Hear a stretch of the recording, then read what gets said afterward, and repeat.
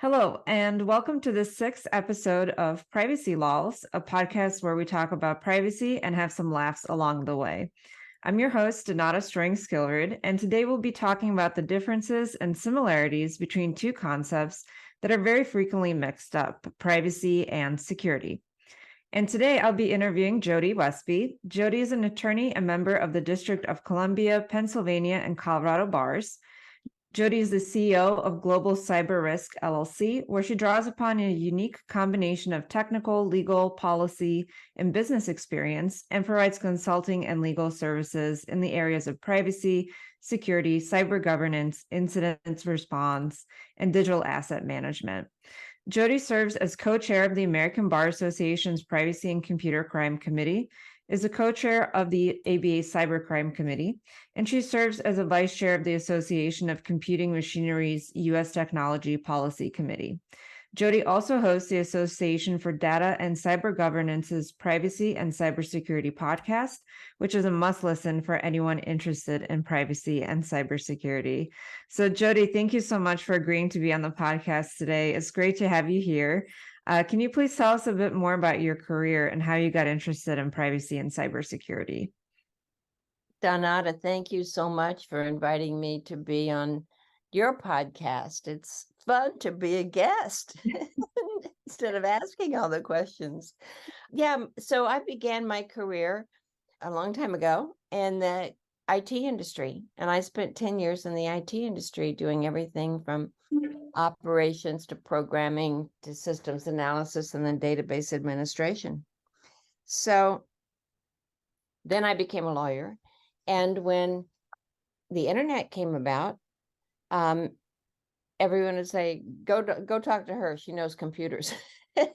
And I was practicing law, and lawyers were the last people to get desktops. So they kept their legal pads, and the assistants, or their secretaries, as they still called them then, would, have a computer. And so I just kept getting pointed back toward what I had done before. And then when the internet came out, that was just really fun, because then we started getting a lot of legal and policy issues. It took a while, for privacy and cybersecurity to really start happening in the sense of, if you're in the business and looking to do this as a full-time job. There were several of us who stood out there with the wind in our face for quite a while before things really took off. But that's how I got into privacy and cybersecurity, was just starting out in this field that ended up to be one I enjoyed, and you learn something new all the time, and you get to work with young people and people of all ages. And so it's been a good fit for me. That's so interesting. Yeah, you're totally right. You don't see a lot of lawyers who are as experienced in the technology aspect of things, right? Most of us are experienced in the law itself, but not the actual technologies that affect privacy and cybersecurity. So that's really, really interesting. And, being part of the ABA, I've seen your name absolutely everywhere. And I know you've done quite a few publications in terms of articles and books as well. So can you tell us a little bit about your publications on privacy and cybersecurity? Yeah, sure. So the first 4 books were all in section of science and technology, and it was International Guide to Cybercrime, International Guide to Combating Cybercrime, International Guide to Privacy, and International Guide to Cybersecurity. And then we did Roadmap to an Enterprise Security Program. And those were all done through my Privacy and Computer Crime Committee. And we had a multidisciplinary group that helped write them, and I edited them all. Then I was advising DHS for about 7 years on what data was it legal for cybersecurity researchers to use. And I ended up writing 2 books there with funding from DHS, the Legal Guide to Cybersecurity Research and the Legal Guide to Botnet Research. Those were also both published by the section of Science and Technology Law. And then my last book is the D&O Guide to Cyber Governance, Fiduciary Duties in the Digital Age. And that was published by the Business Law section of the ABA in 2021. And so that's all of the books. And, then I do a column for Council of Insurance Agents and Brokers, their magazine Leaders Edge, and blog for Forbes. So I keep writing, and I think it's a way to keep my interest broad and keep my skills sharp. And so that's what I do. So do you have like a separate shelf in your house for your books? No, No. oh, they're just on the shelves, and they aren't even all together. That's really, really cool that you've done all that and the things that you continue on doing. It's amazing to see all that you do for the industry, for people that work in the industry, as well as for the ABA. Important to be a thought leader. Yeah, you Be a thought leader. you And definitely do that for sure. So let's get into our main topic today, privacy versus security. So can you please define privacy for us? What does privacy actually mean? so it's interesting how in the United States we use the word privacy, and most of the rest of the world uses the word data protection. And I think that's actually a little bit more descriptive. And privacy means you're protecting data, but it also, then kind of flipping back to the US side, means that you're keeping it private, that you're not just protecting data. So in a reverse kind of way, when you stop and think about it, data protection probably is a better name for security than privacy, because you're really protecting the data and saying, well, this data is private, and this is private to me, and this is information that doesn't need to be out there shared among everyone. And so to me, privacy is protecting an individual's own personal information about them that is inappropriate, really, to just be thrown out into the public space for lots of different reasons. Not only to just protect people from scams, but also people should have, just like our Fourth Amendment guarantees against unreasonable search and seizures.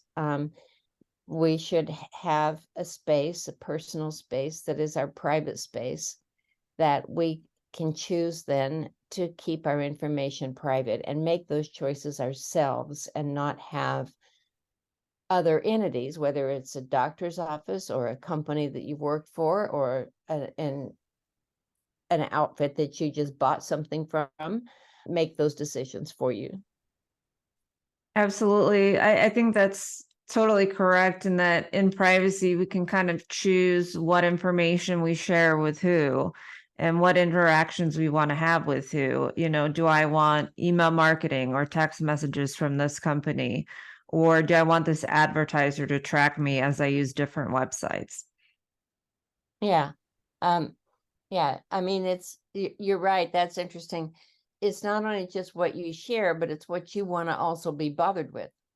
Mhm. So, don't take my information and send me these ads that I don't want. But then it's also, if I get on your site, or I'm just looking around, or whatever causes a cookie to form, that doesn't give you the right to start sending me things, or to take my information and start selling that cookie to other people. And so you're right. It's not only keeping my data private, but keeping some privacy around my choices and preferences. Yeah. So let's look at the other side of this. Can you define security for us? How is it different from privacy? Well, so I would always say, when I first got involved in our section of science and technology law in the ABA, privacy and security and cybercrime are a three-leg stool. Without one, you don't have the others. So without security, you don't have privacy. And privacy and security breaches are cybercrimes. And so, for the most part, but that's a nice little soundbite. But to me, security is about securing the systems and the infrastructure and the applications, the operating systems. So back to where I started in the computer industry, I'm used to thinking about things with, well, you have a network out there, and then you have the pipes that come into where that's connecting to your computer. And then you have in your computer, you have an operating system that runs your computer that allows the applications to run. And then it's, securing those applications. And then ultimately you work your way down. You're down a few layers now into that onion. You work your way down to where the data is. And so security also means securing the data, but it's not just about data. It's about all of that other stuff. So it can't get to the data. So security is, and of course, we're increasingly where people are mixing up physical security and cybersecurity, but they really overlap now, because with physical security, you're using biometrics, or you're using a castle key fob, or you're using a card or some digitized means of access to a facility. And even all the surveillance cameras and all of those are primarily digital today, not analog. So security to me means securing that whole network infrastructure, operating system, applications, and down into the data, so that the information that is secured in the way it's supposed to be. So, do you think security is more against protecting that information against threat actors, like third parties that were trying to do something malicious, versus privacy is more protecting your information against companies that you do business with, or the government that may not necessarily be malicious threat actors, but could still take your data and use it in ways that you would not like it to be used? No, I think privacy is more than that. That privacy is really, it's securing the data. It's just keeping your preferences, like your online activities, keeping your data that people have about you, keeping that with some boundary, so it's not just thrown out into the public domain or thrown out for others to use and exploit. Mhm. So, being privacy lawyers and working in cybersecurity, we do hear a lot about laws and regulations in the field of privacy. As part of my job, I track privacy bills, and I have to update my privacy bill tracker every other day, which is just an absolute nuisance. But can you tell us a bit about the privacy legal landscape? Well, there's 155 countries with privacy laws now. And then the US federal level, we keep saying we don't have a privacy law, but we actually have quite a basket full, from the Privacy Act of 1974, which only applies to government agencies and departments and to their systems of record. And then we have other federal laws, HIPAA, the healthcare law, the HITECH Act, which is the HIPAA data breach law, Gramm-Leach-Bliley Act to protect financial information of financial consumers. FCRA, the Fair Credit Reporting Act, protects data around credit reporting and background checks. COPPA, the Children's Online Privacy Protection Act, protects, children's data. FERPA for educational records.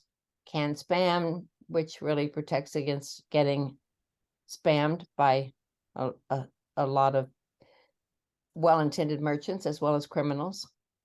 Then there's others, the Data Drivers Privacy Protection Act, the Telephone Consumer Privacy Act, there's an Employee Polygraph Protection Act, there's Genetic Information Non-Discrimination Act, Cable Communications Policy Act, Video Privacy Protection Act. And then, we have these 12 states with comprehensive privacy laws that are similar to the EU GDPR, the General Data Protection Regulation. Plus, there's the 50 states now all have a breach law. Many have biometric privacy laws, and they also have a lot of laws that have been on the books for a long time, protecting different types of data, like financial data, insurance data, criminal records, just all sorts of different types of data. The states have different laws protecting that. I used to have a slide with a bowl of jelly beans, and I'd put I put it on that because it was like, it's like a bowl of jelly beans. We have so many of these state privacy laws. And So that's just at the US level, but the US can't just think about itself because this is a global network. So then there's the European Union General Data Protection Regulation, which is the big kahuna globally. But we did just get put back in place the EU-US Data Privacy Framework. This is to replace Privacy Shield. We'll see how long that lasts. And we'll see how many companies really use it because, when Privacy Shield got invalidated, they really had to jump over and turn to standard contract clauses.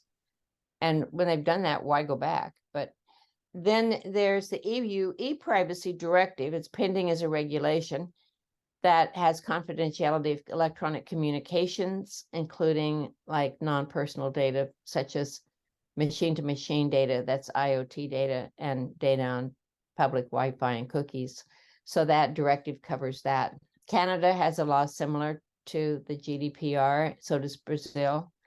And then there's outliers like China, who has a bunch of laws that, well, they have three main ones: personal information protection law, civil code, and data security law.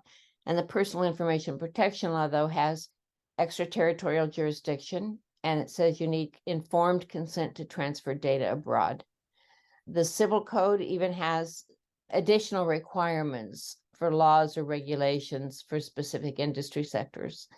And then their data security law requires policies for data categorization and classification, which is fine. Those good best practices and standards. But it says security assessments have to be performed before data is transferred out of the country. And those security assessments are done by the Cyberspace Administration of China. And then also China says data stored in China can't be provided to any foreign government without China's approval. So even a US company operating in China couldn't give data to the US government if it was stored there in China without China's government approving. So that is, that is a snapshot look kind of at the global framework. There's 100+ countries that have data localization laws that restrict data out of the country where it was generated, or it may require it to be stored in the country where it was processed. And some of the strictest of these are China, Indonesia, Russia, Vietnam, Nigeria.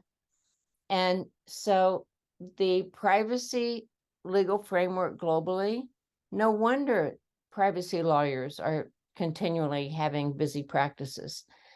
This just continues to get more complicated, and the US states are now on this path toward the EU, and it looks like there's no let up in that, and it looks like Congress is still so fragmented that it can't figure out how to pass legislation, much less stay open. We'll see what happens with the shutdown.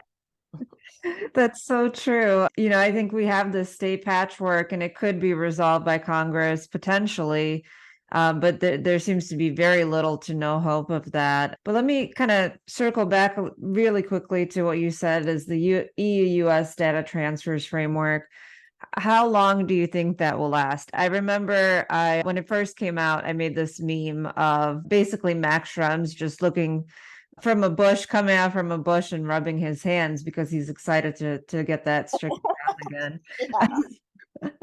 So how long do you think it'll last before there's a true challenge to it?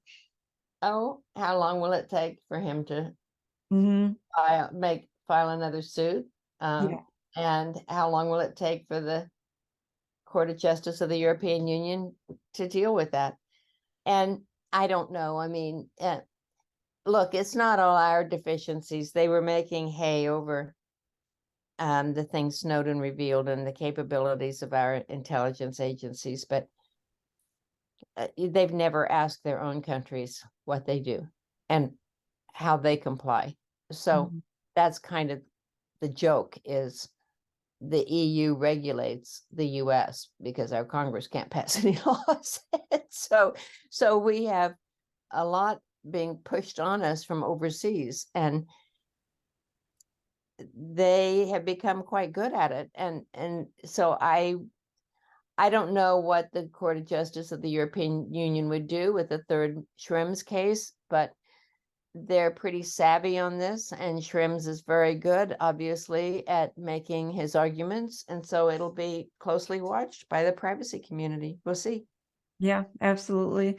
So what about security laws and regulations? Well, there's a plethora of those as well. Again, on the federal level, it's a blend of laws and regulations. So for the laws, the Federal Information Security Management Act, which governs federal agency and department systems, and it applies to contractors if they're running those systems on behalf of an agency. The HIPAA security rule and the Gramm-Leach-Bliley safeguards rule. We have also the Electronic Communications Privacy Act, which is our wiretap law, our Stored Communications Act, and our PIN register trap trace laws. And so those are old telephone terms that we shoved the internet into. But that's a very important law. And then before I leave the legal side, there's a Cyber Incident Reporting for Critical Infrastructure Act that was passed, and we're waiting for regulations, which won't come until 24. But that's to have reporting on critical infrastructure incidents. And supposedly then DHS will help facilitate government assistance if needed. So we have that. But we also have the FTC, which has enforced its Fair Trade Act. And that is an interpretation of deceptive or unfair acts or practices in commerce. And they've, for example, they've said, you're not following your own privacy policy, and that's a deceptive trade practice. Mm-hmm. You have, just a moment, pardon me. You've said you're protecting these digital wallets, but we don't think you really are. And they look and find out they aren't. So then they would get either an order or a consent decree. But these have been coming out since the late 90s, if not early 200s. And they have been very effective in helping push out enterprise security programs, because the FTC has always required in those orders detailed steps of what you need for an enterprise security program. Well, not so detailed, because with the LabMD case, they said, you have to be more specific. You can't just say you have to have a security program. But many of them had detailed activities that were on point for an enterprise program. So that was good. I mean, I credit them and NIST with helping push out security programs more than any other agency. Now, however, we have the SEC that's jumped in. And the SEC first started out with giving some disclosure guidance on how to report cybersecurity incidents to investors that might have a material impact that investors should know about, because it could be an investment risk.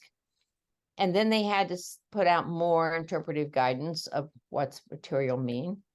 And then finally, now they've just come out with a rule.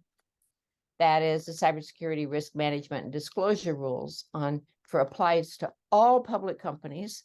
And if you have a cybersecurity incident that's material, then you need to disclose that within 72 hours, and you need to disclose information about your governance practices and how you're managing cyber risk. So that's going to have a big push. We also have to remember the North American Reliability Corporation, NERC, as we call it, and its critical infrastructure protection regulations, which we call SIP, NERC SIP. It almost sounds like a bad word. But NERC SIP are the mandated regulations for our utility infrastructure, our electricity grids. But TSA also came out with regulations on pipelines, and so gas pipelines. And so that is very important. And then there's some federal acquisition regulations on safeguarding contractor information systems. And so it all sums up to, again, a plethora of federal rules on cybersecurity. The states have these breach laws that were mentioned and these comprehensive privacy laws, but at least 23 of the states in their breach laws call for reasonable cybersecurity practices and procedures. But these have also that same wording which is kind of their magic words, has gotten put into these comprehensive privacy laws too. So it's saying you have an obligation to secure this private data even before you have a breach. So you have to have reasonable security practices and procedures.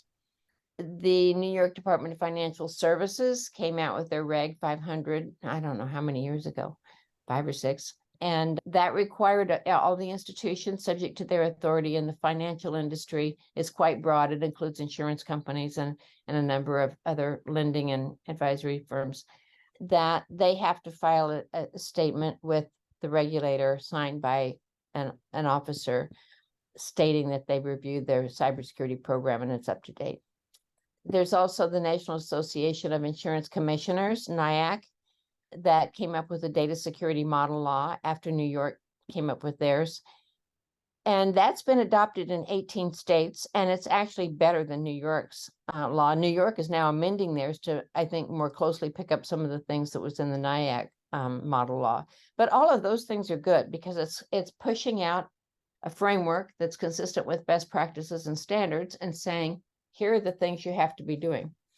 And so that's, that's happening at the state level. But the White House also has put out a lot of executive orders pertaining to critical infrastructure protection. And these they do in part because, again, Congress is paralyzed, but in part because it's a way to jumpstart activities that spill into the private sector. So if they put requirements on federal agencies and departments, they can spill those over to federal contractors and they can become best practices. It's always been a favored way to try to get practices going in the public and private sector. So these executive orders are out there. And then most importantly, there is US case law. And this is what Delaware courts guide corporate law across America. And they had a 1996 case called Caremark that basically said a board director isn't violating its fiduciary duty and not monitoring acts of the business unless it's just sitting there doing nothing. And then there was a case, Marchand, which was maybe 4 years ago, 5, and Creamery got listeria and people died. And the board was paying no attention. It was just all left up to the operational level.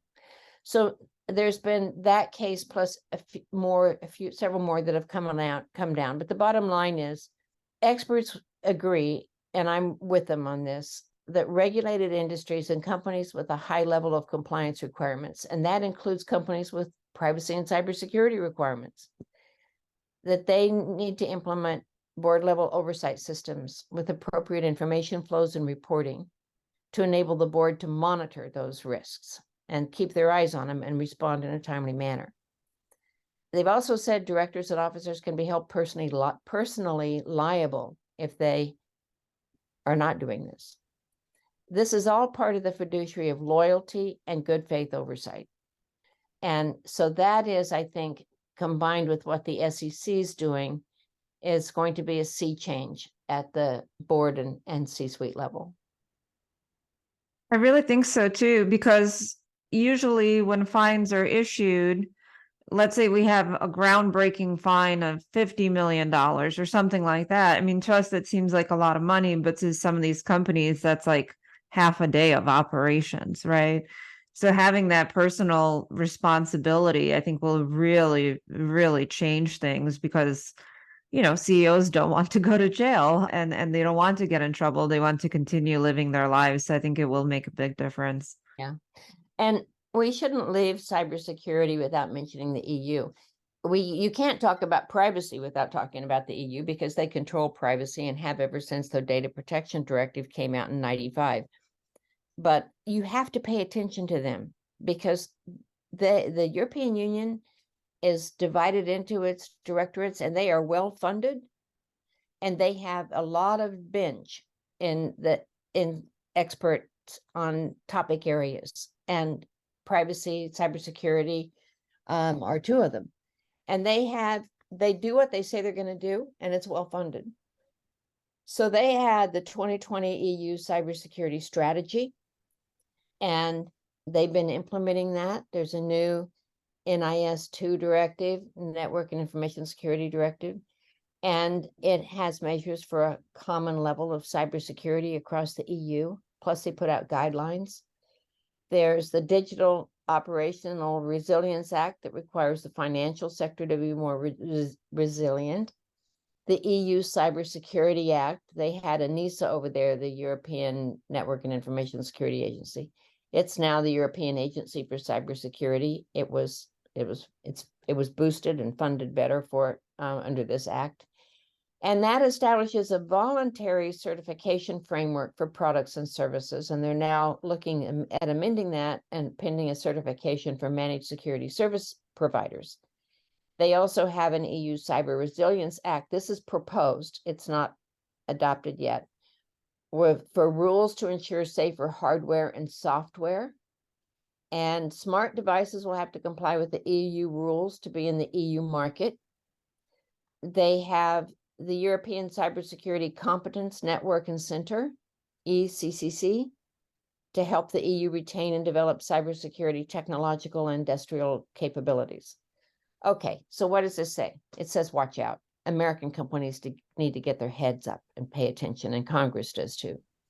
Because the EU came out in privacy with its data protection directive in 1995, and they said it's going to apply extraterritorially, and you can't take any data out of the EU and send it to your country without our law applying, or you have to offer adequate protections. And we had a lot of diplomatic pushback on that during that time, but since then, the diplomatic pushback has gone away.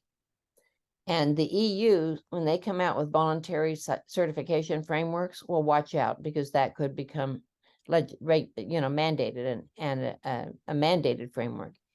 And so while they're busy doing all this, they could very easily grab the stage for cybersecurity. And we are increasingly seeing them take action that's regulating our companies. So this Digital Services Act, Digital Markets Act that they just passed, that applies to very large online platforms and very large search engines.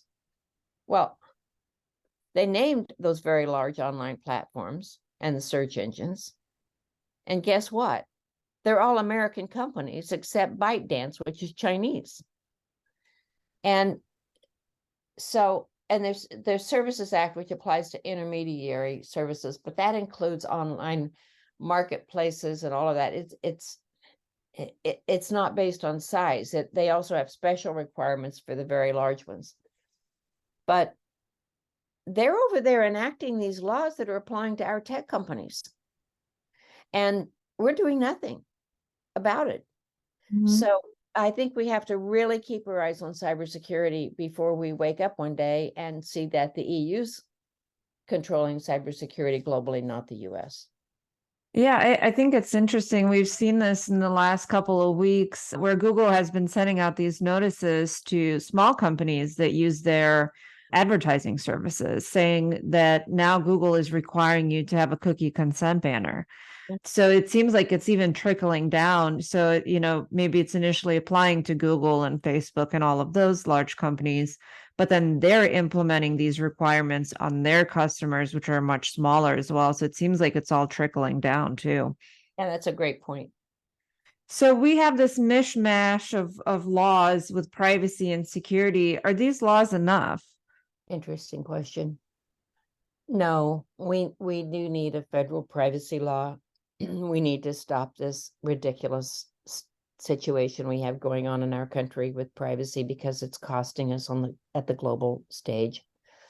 I think it will be one of the biggest federalism issues that we will have seen in this country for a long time, if not ever, because the state attorneys general, I fully expect them to push back and say, wait just a minute. You guys couldn't do anything when we were out here passing laws to protect our citizens, which we are entitled to do. In fact, that's what we're elected to do. And yes, we know the Commerce Clause gives federal law the right to preempt in commerce. And you could say, well, everything about the internet is commerce. But I think it may well end up and practically end up with some enforcement authority given to the state attorneys generals just to appease them. And if they're enforcing federal law, well, that might not be such a bad thing. But that could be a nightmare too. When the Data Protection Directive in the EU was adopted in 1995, it was a mess because every state, they said, well, here's the law. Now you can implement it as you want in your own countries. You each have to have a data protection authority. Well, they all implemented it. Well, not all of them, but many implemented it differently enough that it was a real patchwork of how compliance in the European Union. That's why they've gone to regulations, because regulations in the European Union differ from directives, and that regulations say, here's how it's going to be across the EU. Now go make this happen in your country. Much more sensible approach. And they learned that lesson from the Data Protection Directive. So I think that we need to see that we don't end up in the same situation. In other words, learn from their history.